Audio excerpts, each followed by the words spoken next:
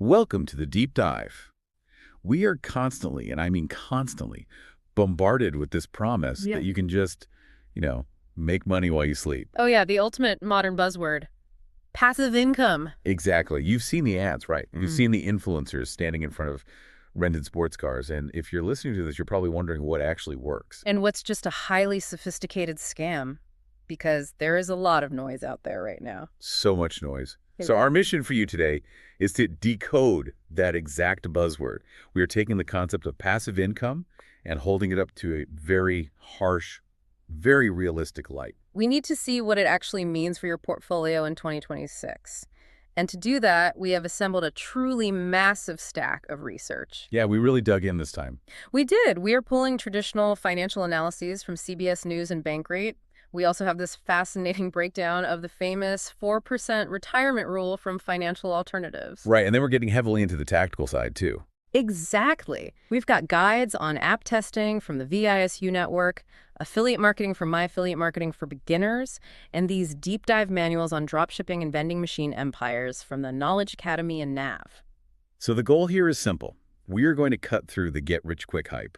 Together, we are going to map out a realistic ladder of income generation for you. Starting at the very bottom, like digital pennies that require literally zero effort. Right, and then moving up through digital storefronts, physical vending routes, and finally arriving at those advanced asset strategies you need to actually protect lifelong wealth. It's a comprehensive journey because the landscape of what claims to be passive is incredibly murky today. Marketers have stretched the definition to its absolute breaking point. They really have. Usually when we talk about building wealth, there's this ingrained expectation of sweat equity. Right, the traditional model. Yeah, think of it like physics. Yeah. You push a heavy boulder up a steep hill, you exert a specific amount of force, and you get paid for the exact amount of energy you burned. The heavier the boulder, the bigger the paycheck. Exactly. You either push the boulder or you don't push the boulder. It's a very clean, predictable transaction. And society loves the morality of hard work. We're taught from a young age that money earned without sweat is somehow a glitch in the matrix, or at least something to be highly suspicious of. But then you step into the modern digital economy and suddenly that physics equation is supposedly broken. Right. They tell you to just let go of the boulder. Yeah. Go take a nap on a beach in Bali and somehow the boulder will just, push itself up the mountain. Which sounds amazing, but is it real? So to figure out if that's actually possible, we have to start by establishing a baseline. Before we look at businesses or side hustles, we have to understand what your money and your existing digital footprint can do for you right now. With absolutely zero extra labor. That is the truest definition of passive. No new effort, just optimizing what you already have. But let's look at the CBS News analysis. They pose a very practical, everyday 2026 scenario. What should you do with a $10,000 tax refund? A great question. Because the default human behavior is to just let it sit. Right. In whatever checking or traditional savings account it was direct deposited into. But the article points out that traditional savings accounts are yielding a dismal 0.39% right now. Which is basically an invisible tax on your wealth. How so? Well, if you consider the macroeconomic picture, even with inflation cooling down in 2026, leaving your money in an account earning 0.39% means you are actively losing purchasing power every single day. Because the cost of goods is rising faster than your money is growing. Exactly. It's a passive penalty. You're bleeding cash without even realizing it. Okay, so CBS News compares two high-rate alternatives to stop that bleeding for your 10 grand. You've got a high-yield savings account, or HYSA, currently sitting at 4.20%. Right. And a money market account, an MMA, earning 4.10%. Now, on paper, 4.20 is a bigger number than 4.10. Barely, but yes. And the financial influencer on TikTok is screaming at you to chase that 4.20. But let's unpack the actual math here. The math is sobering when you strip away the percentages and just look at the raw dollars.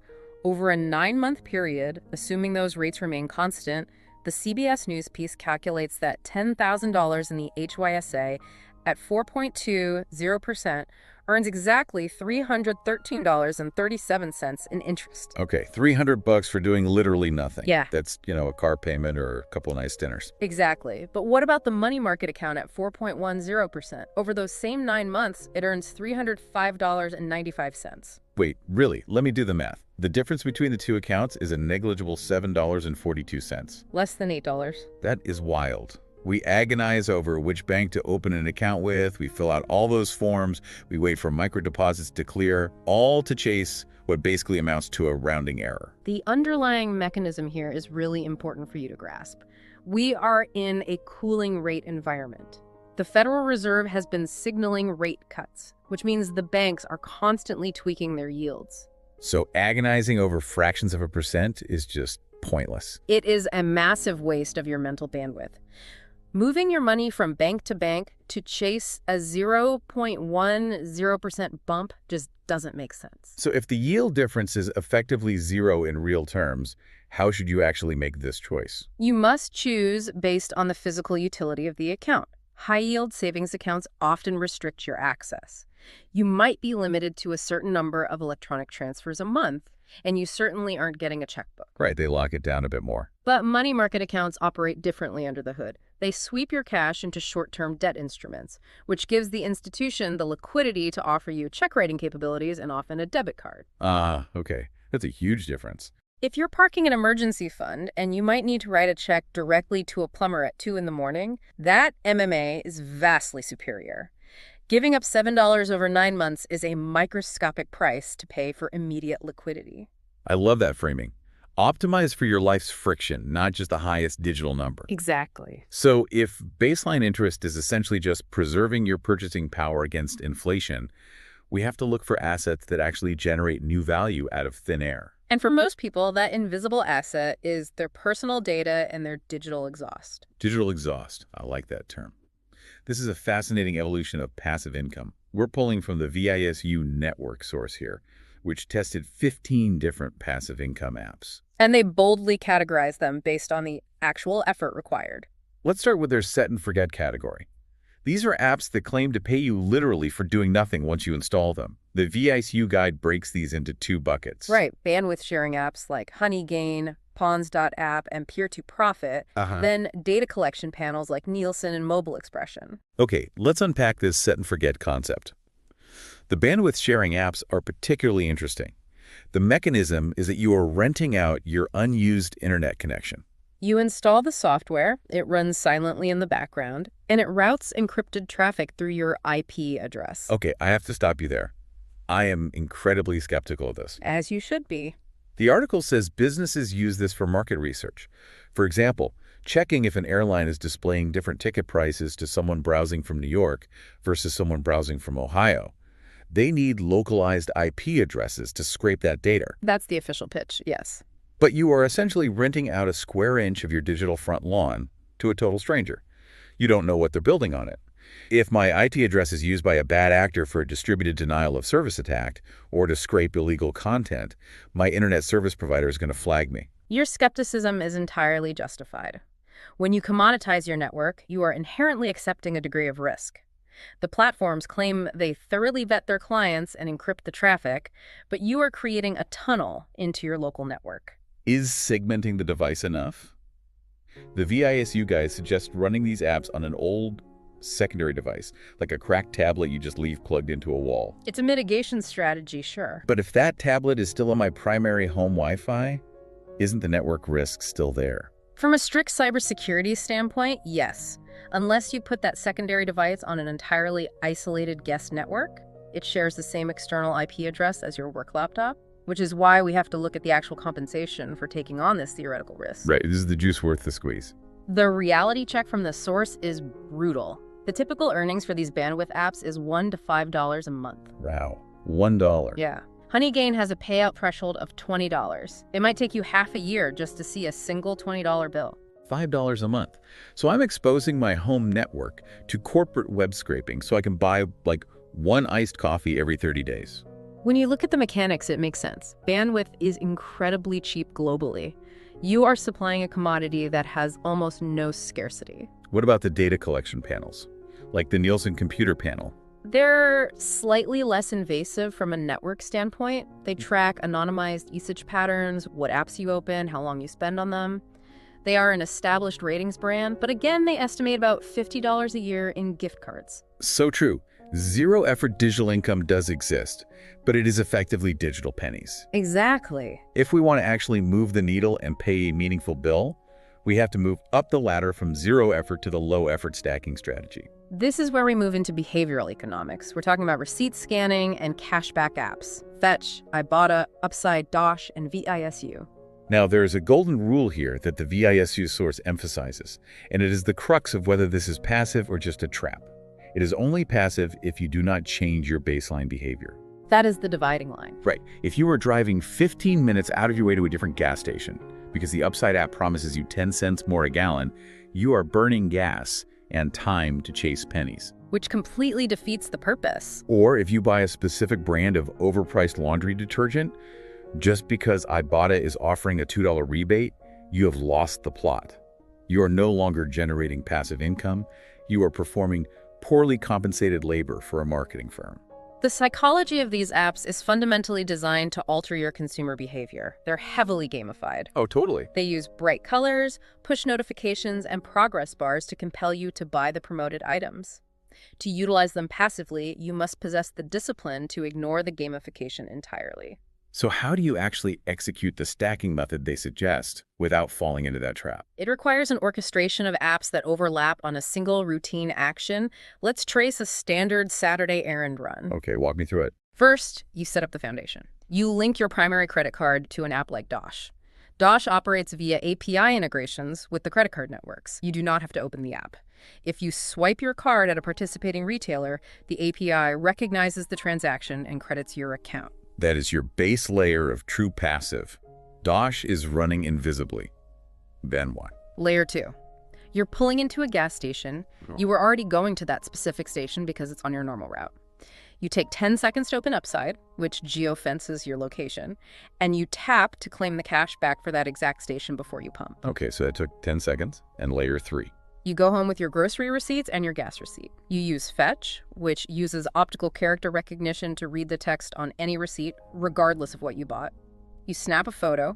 It takes 5 seconds. So for a routine you were already doing, you triggered API cashback, geofenced cashback, and generalized receipt points. You've stacked 3 revenue streams on one chore.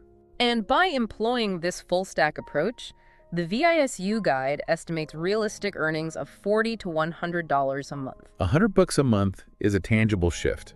That covers your internet bill or your streaming subscriptions. It's real money, yeah. But let's be honest, we are still optimizing pennies.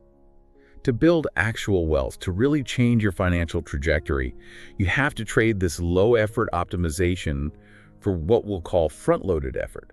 You have to build an asset. Because if your data caps out at paying for Netflix, we have to look at building digital storefronts. This is a major pivot. We are entering the realm of affiliate marketing and drop shipping.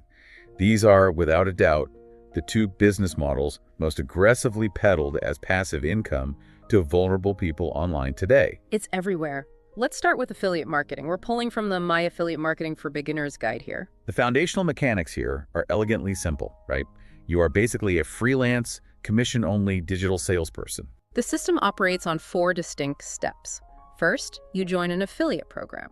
This could be a massive physical goods network like Amazon Associates, a digital product hub like ClickBank, or a training platform like Wealthy Affiliate. Okay, step 1, join. Second, they issue you a unique trackable URL. Third, you embed that link somewhere on the internet. And fourth, if a consumer clicks your specific link and completes a purchase, a cookie tracks that transaction, and you are credited with a percentage of the sale. The dream sold on social media is that you just spam these links in Facebook groups or WhatsApp chats and watch the money roll in. Please don't do that. Right. The source material is very clear. That is a recipe for getting banned immediately. The actual sustainable strategy to make this passive over a long horizon is building a dedicated blog. Which requires an immense amount of front-loaded effort. You are playing a very sophisticated game of search engine optimization, or SEO. Exactly. Let's break down the mechanics of SEO, because this is where the passive illusion shatters.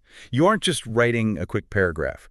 To rank on Google in 2026, you are writing deeply researched 3,000-word guides. Things like, the ultimate guide to home espresso machines under $500, or how to soundproof a home office. You are answering hyper-specific queries that people are actively typing into search bars. You are creating high-signal content. You spend a week Researching and writing this article, you format it, you source images, you strategically place your affiliate links, then you hit publish, and then you wait. You just wait. Google's crawlers have to index the page, evaluate its authority, and slowly test it in the search results. It can take 6 to 8 months for an article to stabilize on the first page of search results. 6 to 8 months. But once it does, if it does, that is the inflection point where the labor decouples from the income. Right, that's the passive part. An article sitting in the #1 spot for a high-intent keyword might draw 1,000 targeted visitors a day.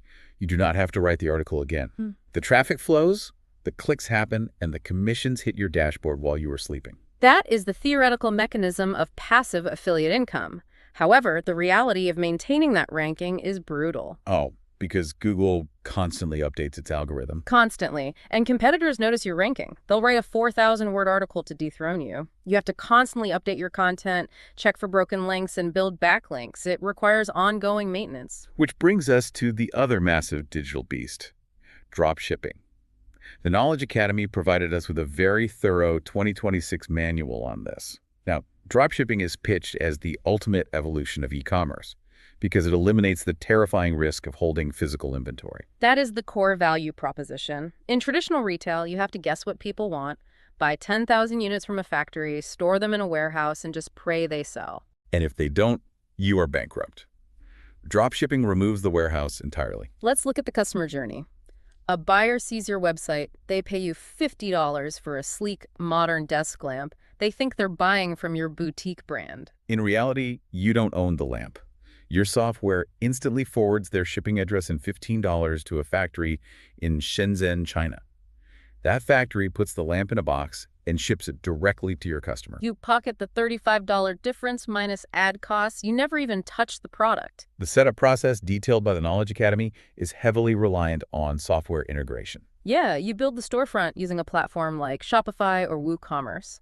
Then you integrate an app like De-essers or Spocket. These apps connect your store directly to the API of suppliers on networks like AliExpress. When an order hits your store, the software automatically writes the purchase order to the supplier. They also get into the legal mechanics. Because you are taking payments, you have to decide on a business structure. You can operate as a sole proprietorship, which is free to start, but means if a customer's drop-shipped lamp catches fire and burns their house down, they can sue you for your personal savings in your car. Yikes. Or you spend the money to establish an LLC, a limited liability company, which creates a legal firewall between your business risks and your personal assets. The guide is remarkably transparent about the glaring flaws in this model, which I really appreciate. Here's where it gets really interesting. Let's tear into this because the influencer pitch infuriates me. Yeah. They list the cons clearly. First, crushing competition.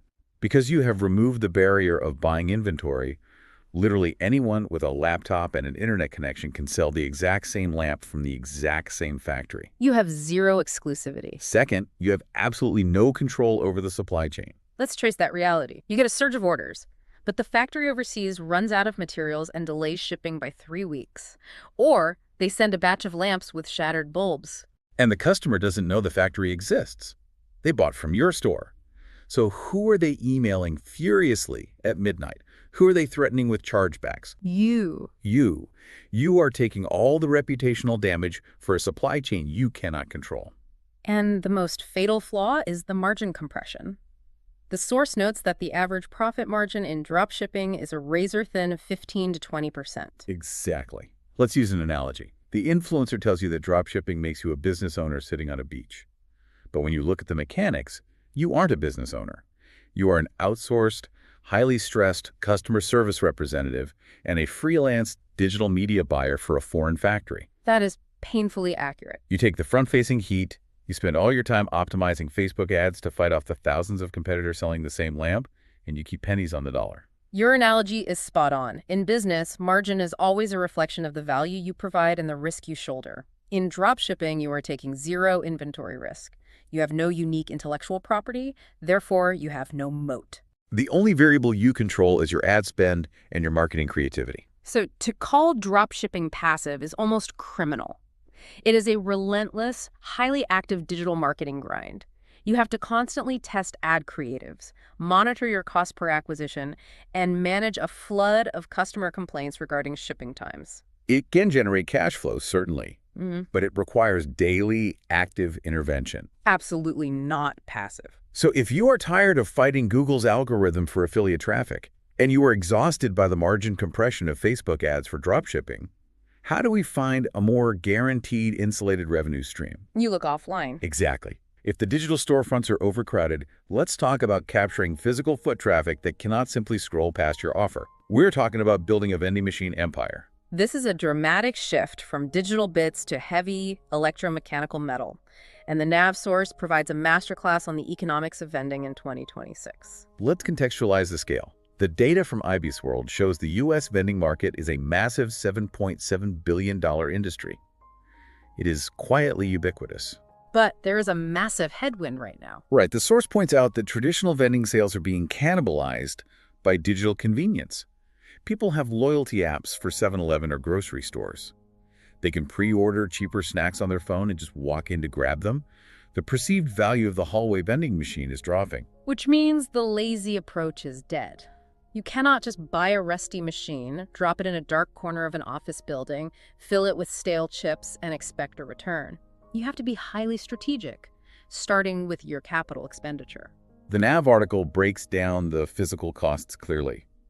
A used traditional coil machine, the kind you drop quarters into, might cost you $1,000 to $3,000. A brand new traditional machine is $3,000 to $6,000. But the real industry shift is towards smart micro markets. Oh, those are everywhere now. Yeah, the glass front, AI camera, tap-to-pay fridges you see in modern corporate break rooms, those run anywhere from $6,000 to well over $15,000. And there is an overwhelming temptation for newcomers to try and mitigate risk by buying the cheapest used equipment possible. Oh, absolutely. The source includes this incredibly painful cautionary tale from Mike Hoffman, who runs Vendingpreneurs. When he started, he was trying to be frugal. He bought his first machine used off Craigslist. He was thrilled because he saved $2,000 up front compared to buying new. A classic false economy. Exactly. Because what happened? 6 months later, the compressor died. A vending machine is basically a commercial refrigerator with a computer attached to it.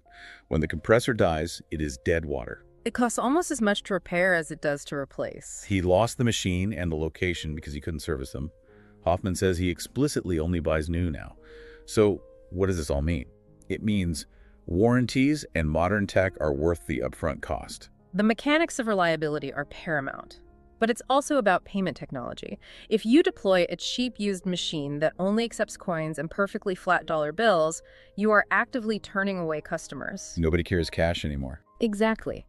The data shows that equipping a machine with a built-in cashless card reader, allowing people to tap their phone, Apple Pay, or a credit card, can boost gross sales by 30% or more. The friction of payment is eliminated. But let's say you buy the perfect, state-of-the-art micromarket. The Nav guide beats this drum relentlessly. The hardware is entirely irrelevant if the placement is wrong. Location dictates everything. A top-tier machine in a poor location might gross $50 a week.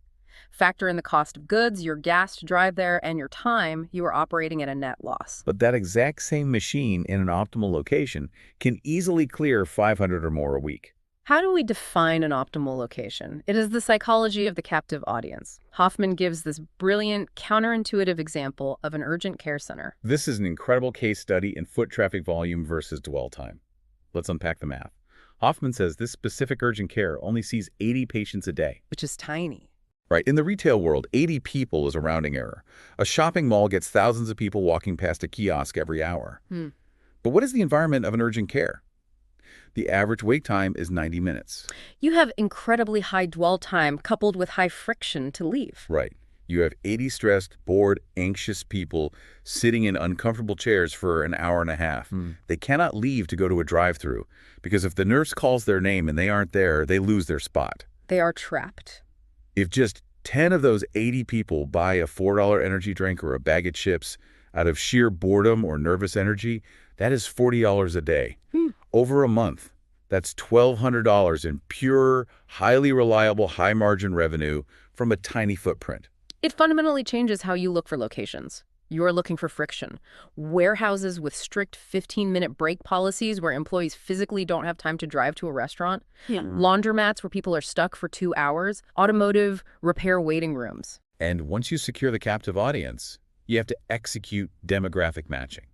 You cannot stock the machine based on your personal diet. The NAV article illustrates this beautifully. Hoffman operates machines in 2 different apartment complexes. One is predominantly student housing for college kids. The other is mostly middle-aged professionals in their 40s and 50s. If he stocked them identically, he'd fail. Completely. The college demographic is pulling zero sugar Celsius, Alani Nu energy drinks, and premium keto protein bars. The older demographic is clearing out traditional Diet Coke, Snickers, and peanut butter crackers. You have to analyze the specific foot traffic and tailor the SKU mix to their habits. Which brings us to the logistics of acquiring and running this empire. The capital requirements can be steep. The NAV piece outlines several financing mechanisms. You can use standard commercial equipment loans. If your personal credit is impeccable, you can leverage 0% introductory APR business credit cards, floating the hardware costs for 12 to 18 months while the machine pays itself off. Or you can use lease-to-own programs. They highlight a company called Micromart that offers a smart machine lease for $230 a month for 36 months, with a $1,000 buyout at the end. That preserved your working capital. If the machine generates $40 a day, like the urgent care example, it grosses $1,200 a month. Paying a $230 lease out of that cash flow makes mathematical sense. But you still have to acquire the location. You have 2 paths. You can buy an existing route, finding an operator who is retiring and buying their contracts and machines outright. That requires massive upfront capital. The other way is the hustle. Hoffman calls it Friday pop-ins. The mechanics of the cold pitch. Right. He doesn't cold call. He physically walks into a business, asks for the office manager, and pitches his service. He specifically does this on Fridays. Why Friday? Because the psychology of an office on a Friday afternoon is relaxed. People are in a better mood. They are more receptive to a conversation about bringing snacks into the break room. He claims a 30% success rate with this method. And when you get the yes, the operational reality kicks in. It is heavily contract-driven. You must lock in a 1-year contract with a strict exclusivity clause. If your machine is successful, you do not want the property owner letting a competitor drop a machine right next to yours. You also negotiate the commission, usually holding back 5 to 15% of your gross sales to pay the location owner for the electricity and the space. And the regulatory burden scales with your success. You have to ensure ADA compliance, the Americans with Disabilities Act.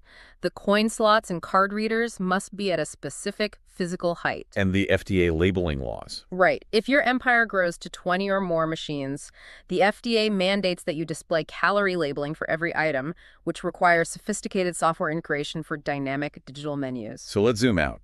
You're driving a route, carrying heavy boxes of beverages, fixing coin jams, and negotiating contracts. It is a highly active, logistically complex business. Nothing passive about it at this stage. But let's assume you succeed. Your vending route is throwing off thousands in free cash flow. Your digital storefront's stabilized. You have excess capital piling up. How do you stop lifting boxes and transition from managing a business to truly letting the money do the heavy lifting? This is the critical inflection point of wealth building. You take active business profits and convert them into advanced, purely passive capital instruments. We are pulling deeply from the Bankrate portfolio guide here. And these start with the bedrock of passive income, dividend stocks. The mechanics are simple. You buy a fractional ownership slice of a publicly traded company. If that corporation generates a profit, their board of directors can choose to distribute a portion of those earnings directly to the shareholders. They literally just deposit cash into your brokerage account every quarter. You do absolutely nothing but hold the asset. But Bankrate's expert, Dr. James Royal, issues a severe warning here about what is known as the yield trap. Oh, this is such a common mistake. Novice investors open a brokerage app, screen for dividend stocks, sort by the highest percentage yield, and just buy the top 10. They see a company offering a 12% dividend and think they've found a glitch. Can you explain the mechanics of why that 12% is a flashing red siren? Absolutely. A dividend yield is a mathematical ratio. It's the annual dividend paid out divided by the current stock price. If a company pays $1 a year and the stock is $100, the yield is 1%. Simple enough. But what happens if the company is embroiled in a massive scandal? Their sales plummet, and investors panic and sell off the stock. The stock price crashes from $100 down to $10. But the historical dividend data still shows that $1 payout. Exactly. So the algorithm divides $1 by the new $10 stock price, and suddenly it displays a 10% yield. The yield didn't go up because the company's generous. The yield skyrocketed because the underlying equity value was decimated. And usually the very next thing that struggling company will do is slash or completely suspend that dividend to conserve cash. You bought a dying asset. To mitigate that single company risk, the Bankrate expert advocates for diversified exchange-traded funds, or ETFs. You buy one ticker symbol that holds hundreds of dividend-paying companies. If one regional bank in the fund cuts its payout, it is a drop in the bucket. The aggregate income stream of the ETF remains highly stable. It's about securing the principal. Now, speaking of securing principal, Bankrate brings up a strategy for bonds that I absolutely love. It's called the bond ladder. Let's walk through the mechanics of this because it solves a massive problem with interest rates. Let's use an analogy. Think of it like a financial water wheel. I like this. Take us through the construction of the wheel. Okay, when you buy a bond, you are lending your money to a corporation or the government. Your money is locked up for a predetermined period, and they pay you a fixed interest rate. But interest rates are unpredictable. If you take all your cash and buy a 10-year bond paying 3%, you are locked in. If the Federal Reserve suddenly jacks up interest rates the next year and new bonds are paying 6%, you are stuck earning half of what you could be. You missed the boat. The opportunity cost is massive. So, to protect yourself, you build a ladder. You divide your capital into tranches. You take a chunk of money and buy a bond that matures in 1 year. You take the next chunk and buy a bond maturing in 3 years. The next chunk into a 5-year bond, and the final chunk into a 7-year bond. You have staggered the lockup periods. So you are receiving aggregate interest payments from all of these separate rungs simultaneously. Right. But here is the magic of the water wheel mechanism. After exactly 1 year, that first bond reaches maturity. The government hands you your initial principal back in a liquid cash. Now you take that cash and you reinvest it at the very back of the line into a brand new 7-year or 8-year bond. So as the wheel turns, every single year, a rung of your ladder automatically converts back into liquid cash. You have continuous access to your principal without having to sell a bond at a loss on the secondary market. And the beauty is how it reacts to the environment. If the river is flowing faster, meaning interest rates have gone up, great. You take that newly freed cash and buy the new bond at the higher 6% rate. But if the river slows down and rates drop to 1%, well, you are still protected because you have those older 3, 5, and 7-year bonds locked in at the previous higher rates. It is a self-replenishing dynamic machine that smooths out the chaotic volatility of shifting interest rates while throwing off completely passive cash. it is a remarkably elegant mathematical defense mechanism. But let's shift from paper assets to art assets. Bankrate also highlights real estate, but they draw a very sharp distinction between direct ownership and true passive ownership. Yes, because the cultural narrative is that buying rental properties is the ultimate passive income. But anyone who has owned rentals knows that is a lie. A huge lie. Direct real estate is a highly illiquid, labor-intensive second job. When the tenant calls you at 2 in the morning on Thanksgiving because the dishwasher exploded, there is nothing passive about it. You are managing contractors, property taxes, and evictions. So Bankrate points investors toward real estate investment trusts, or REITs. What is the mechanism of a REIT? It is a corporate structure created by Congress. A REIT is a company that buys, develops, and manages massive portfolios of commercial real estate. We're talking about skyscrapers, shopping malls, hundreds of cellular towers, or massive data centers, things you could never buy individually. But the secret sauce is the tax law. Precisely. By law, a REIT must pass at least 90% of its taxable income directly to its shareholders in the form of dividends. If they do that, the corporation itself pays no federal income tax. It is a massive pass-through entity. And they trade publicly. Furthermore, these REITs trade publicly on the stock market. You can buy a fractional share of a portfolio of medical office buildings on your phone on a Tuesday, collect the dividend yield, and liquidate your position entirely on a Wednesday. You have converted real estate into a highly liquid, completely passive asset. But the stock market is volatile. A REIT's share price will bounce around with the broader market. If you want to escape that daily ticker tape volatility, Bankrate discusses the private market. Crowd-funded platforms like Fundrise or Yield Street. These platforms democratize access to private equity real estate. They allow thousands of retail investors to pool their capital to fund private deals. You might be funding the mezzanine debt to construct a new 300-unit apartment complex in Texas, or taking an equity stake in an industrial warehouse. But the Bankrate expert issues a very stark warning about the mechanics of these platforms. You are trading volatility for illiquidity. That is the fundamental trade-off. In a crowd-funded deal, your money is poured into the concrete of that building. You cannot simply log into an app and hit sell if you have a medical emergency and need cash.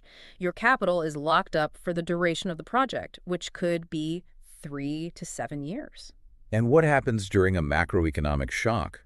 If commercial office space empties out or the housing market crashes, those private platforms can, and frequently do, freeze withdrawals entirely to protect the underlying assets from a run on the bank. Your passive income stream can instantly evaporate, and your principal is trapped until the market recovers. You have to understand the risk you are underwriting. Bankrate also delves into highly nuanced instruments tailored for investors seeking maximum yield, specifically preferred stock and municipal bond closed-end funds. Let's break down preferred stock first because it is a strange hybrid. It sits exactly halfway between a bond and a common stock in the capital stack of a company. The mechanism is that preferred stock pays a very high fixed quarterly dividend, much like the interest payment of a bond. And crucially, if the company goes bankrupt and is liquidated, preferred stockholders are legally entitled to be paid back before the regular common stockholders see a dime. You have structural priority. But you sacrifice the upside. If the company invents a revolutionary new product and their common stock triples in value over 2 years, your preferred shares will barely move. They act like an anchor. You traded the potential for massive capital gains in exchange for a high, secure, fixed income. And then there are municipal bond closed-end funds. This is a mechanism highly favored by high-net-worth individuals trying to mitigate their tax burden. Let's unpack the mechanics of this heavily because it sounds incredibly dry, but it is a powerful wealth tool. First, what is a municipal bond? A municipal bond is a loan you make to a local government. You are lending money to a city or a state to build a new high school, pave a highway, or upgrade a water treatment plant. Because the federal government wants to encourage local infrastructure development, the interest income you earn from these specific bonds is generally exempt from federal income taxes. Tax-free passive income. If you're in the highest marginal tax bracket, a 4% tax-free yield is mathematically equivalent to a 7% or 8% taxable yield. It is the holy grail. But what is a closed-end fund doing with them? This is where leverage is introduced to juice the returns. A closed-end fund pools investor capital and buys a massive portfolio of these municipal bonds. But then the fund managers do something aggressive. They use that portfolio of bonds as collateral to borrow more money from institutional banks at very low short-term interest rates. They take out a loan against their own assets. Yes. Let's say they borrow money at a 2% interest rate. They take that borrowed cash and go buy more municipal bonds that are paying a 5% yield. They capture the 3% spread between the cost of the borrowing and the yield of the new asset. This financial leverage magnifies the total dividend payout they can distribute to the fund's shareholders. It sounds like a perpetual motion machine for free money. But the Bankrate expert, Jerry Lynch, explicitly warns against the hidden danger here. Let's explain what happens when the math reverses. Leverage is a double-edged sword. It magnifies yields when conditions are stable, but it amplifies destruction when conditions change. The fund is borrowing at short-term rates to buy long-term bonds. If the Federal Reserve suddenly hikes interest rates aggressively, the cost of the fund's short-term borrowing skyrockets. Right. Suddenly, they might be paying 6% to borrow money to hold a bond that only yields 5%. They are bleeding cash. The spread goes negative.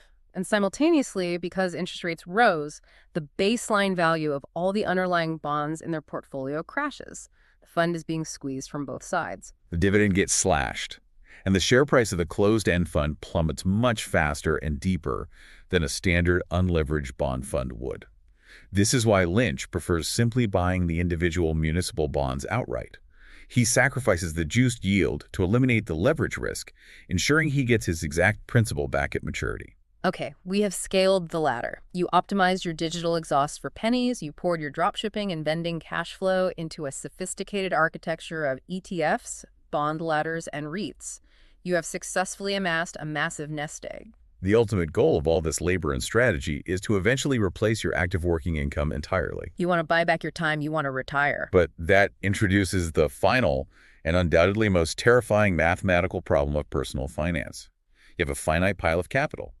How do you drain the bathtub without running out of water before you die? If you withdraw too little out of fear, you live your final decades in unnecessary scarcity, denying yourself experiences and hoarding wealth for no reason. If you withdraw too much, you run out of capital at age 84 and become a burden on your family or the state. Enter the legendary 4% rule. We are pulling deeply here from a white paper by Financial Alternatives. To understand why this rule dominates retirement planning, we have to look at the mechanics of its origin. The rule was born from groundbreaking statistical research published in 1994 by a financial advisor named William Bengen. Before Bengen, advisors basically just guessed at safe withdrawal rates. He wanted empirical proof. So he ran the numbers against the most brutal economic conditions in modern history. He looked at market data spanning from 1926 to 1976. That specific time frame is vital to understanding the robustness of his initial model. He forced his hypothetical portfolios to survive the absolute worst-case scenario, The catastrophic crash of the Great the Depression. severe inflation spikes following World War II. And the agonizing stagnant stagflation of the 1970s. Bengen assumed a portfolio split perfectly down the middle, 50% in equities for growth and 50% in bonds for stability. He tested thousands of scenarios to find the maximum safe withdrawal threshold, and his finding became financial gospel. He determined that if you withdraw 4% of your total initial portfolio value in your first year of retirement. And this next mechanical step is what most people fundamentally misunderstand about the rule. Right. You don't recalculate 4% every year based on the new balance. You take that initial dollar amount from year one, and you simply adjust that specific dollar figure for inflation every single year thereafter. If you followed that strict formula, Bengen found your portfolio had a near 100% historical probability of surviving exactly 30 years without hitting zero. Let's trace the math of that mechanism clearly. You retire with a portfolio of $1 million. In year one, you withdraw 4%, which is $40,000. You live your life on that. In year two, let's say the inflation rate was a relatively high 5%. You do not look at your portfolio balance. You take your $40,000, add the 5% inflation adjustment, and your year two withdrawal becomes $42,000. You blindly execute that formula for 3 decades. The psychological appeal of this is immense. It translates an incredibly complex, terrifying, multivariable unknown into a single, simple percentage that anyone with a 4-function calculator can grasp. It gives people permission to spend. You aren't guessing. You have a validated rule. It acts as a behavioral guardrail. It prevents the natural human temptation to drastically overspend in the early go-go years of retirement when you suddenly have an abundance of free time and the physical health to travel the world. I am not buying it for 2026. The Financial Alternatives piece outlines some devastating modern critiques of Bengen's math. It is a theoretical model, not an infallible law of physics, and it possesses significant blind spots. The most glaring blind spot is the rigid assumption of a 30-year static retirement horizon. Bengen modeled someone retiring at 65 and dying at 95. But what if you achieve this passive income architecture early? What if your vending route and bond ladders allow you to retire at 50 and medical advancements mean you live to 95? That is a 45-year horizon. The 4% rule was never stress-tested to endure 45 years of inflation and market crashes. You are completely exposed to longevity risk. Furthermore, the model ignores the hidden friction that drags on real-world portfolios. Bengen's math assumes a frictionless environment. But in reality, you are paying investment fees, expense ratios on your mutual funds, potentially a 1% fee to a financial advisor, and capital gains taxes. If you are withdrawing 4% strictly to fund your lifestyle, but the portfolio is also bleeding 1.5% to fees and taxes, your effective withdrawal rate is suddenly 5.5%. You are draining the bathtub exponentially faster than the model accounts for. And let's talk about the assumption of inflation-adjusted spending. The model assumes a perfectly smooth, linear increase in your spending every year. But real life is incredibly lumpy. You might spend baseline for 3 years and then suddenly need a $25,000 roof replacement, a new transmission for your car, and $15,000 for a child's wedding, all in the same 12-month period. The rule cannot accommodate lumpy capital expenditures. But the most lethal threat to the 4% rule, the mechanism that destroys portfolios faster than anything else, is what actuaries call sequence of returns risk. This is the phenomenon that keeps financial planners awake at night. The source illustrates this with the tragic case study of a couple named John and Miguel. Let's run the math on their destruction to understand how this works. Jan and Miguel execute their plan. They retire at age 62 with a portfolio of $900,000. They have been dreaming of extensive international travel in their first decade of retirement while they are still healthy, so they decide to bend the rules slightly and withdraw a bit more than 4% right out of the gate. They pull out $45,000 in year one. But the timing is catastrophic. The precise month they retire, the macroeconomic environment shifts, and the severe bear market hits. Equities plummet. The broader stock market drops 20% in their first year. So, mechanically what happens? Their $900,000 portfolio drops to $720,000 purely from the market contraction. But they also pulled out their $45,000 in living expenses. Right. So at the start of year two, their portfolio is sitting at roughly $675,000. Now, they need another $45,000 to fund year two. Because the portfolio value has shrunk so drastically, they are forced to sell off a significantly larger percentage of their total underlying shares just to generate that same amount of cash. They are cannibalizing their own asset base at the absolute worst possible time. They are liquidating shares at depressed, rock-bottom prices. By the time the stock market eventually recovers 5 or 6 years later and enters a new bull run, Jan and Miguel have sold off so much of their equity that their portfolio lacks the sheer mass required to ride the recovery wave back up. The compounding engine is broken. The sequence of the negative returns early in their retirement mathematically guaranteed their total depletion. If that exact same 20% bear market happens in year 25 of their retirement, it doesn't matter. They've already won the game. But because it happened in year one, the sequence destroyed the math. So if the 4% rule is dangerously rigid in 2026, what is the alternative? How do we adapt? The Financial Alternatives Guide details several dynamic, adaptive mechanisms to replace Bengen's rigid formula.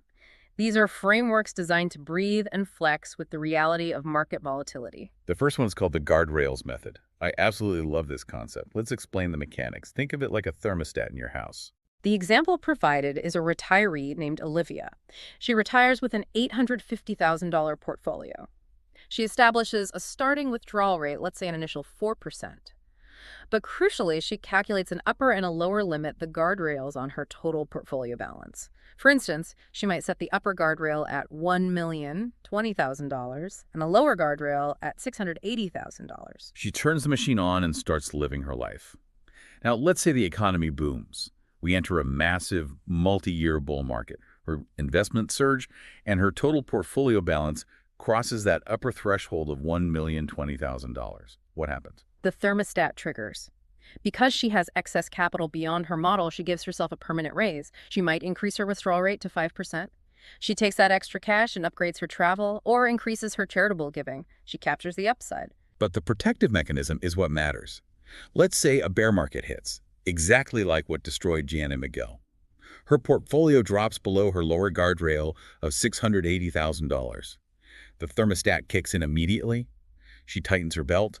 She temporarily cuts her discretionary spending, maybe dropping her withdrawal rate down to 3% until the portfolio recovers back above the line. She is actively, mechanically preserving her capital during the downturn rather than blindly following a formula over a cliff. It's a self-correcting system. The second alternative is the floor and upside approach.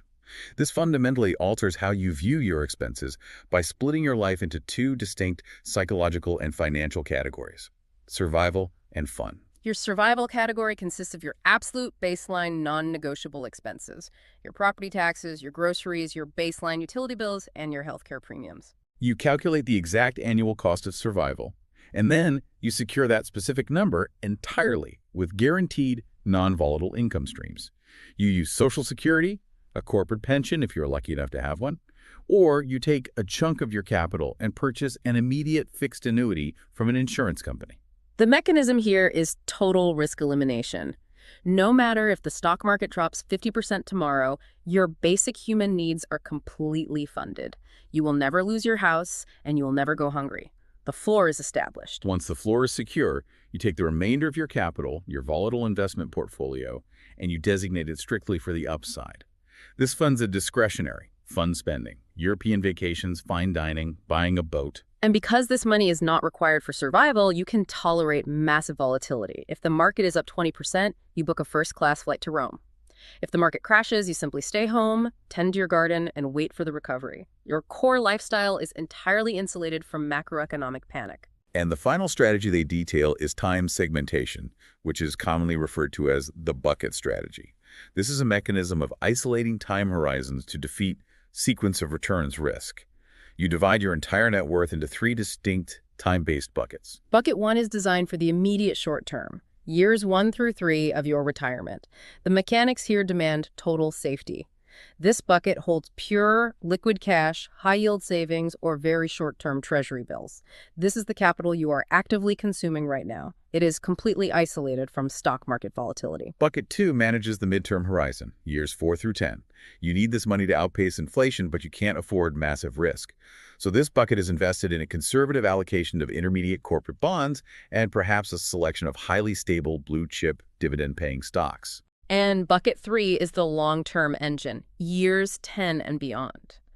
Because you will not touch this capital for over a decade, you allocate it aggressively into growth equities and real estate trusts.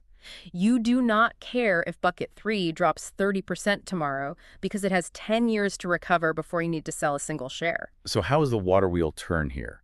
As you spend down bucket 1 over those first 3 years to buy groceries, you slowly refill it by systematically selling the mature bonds or clipping the dividends from bucket 2.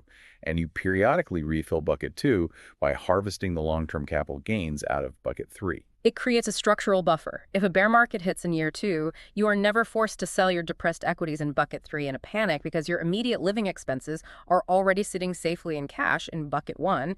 You simply ride out the storm. It is a profound evolution. We have moved from a rigid, blind mathematical formula to a dynamic, managed, multi-layered architecture. We have covered an immense amount of ground today. We analyzed the absolute baseline of 2026 interest rates and the utility of money markets. We dissected the privacy risks and penny-pinching realities of bandwidth sharing and receipt stacking. We shattered the effortless illusion of dropshipping and affiliate marketing, exposing the relentless digital marketing grind behind the curtain. We explored the electromechanical realities and captive audience psychology required to build a lucrative vending machine route. We constructed bond ladders and analyzed the dangerous leverage mechanics of municipal closed-end funds. And finally, we dismantled the 4% rule to build adaptive, resilient retirement guardrails. It is a comprehensive map of the actual mechanics behind passive income, and when we synthesize all of these diverse sources, a very clear, defining theme emerges about the future of wealth. In the past, the concept of retirement was a hard, immovable stop. It was a cliff edge. You pushed the boulder up the hill until you were exactly 65 years old. You received a gold watch, the corporation turned on a defined benefit pension spigot, and you stopped working forever. But for you listening today, that monolithic model is dead.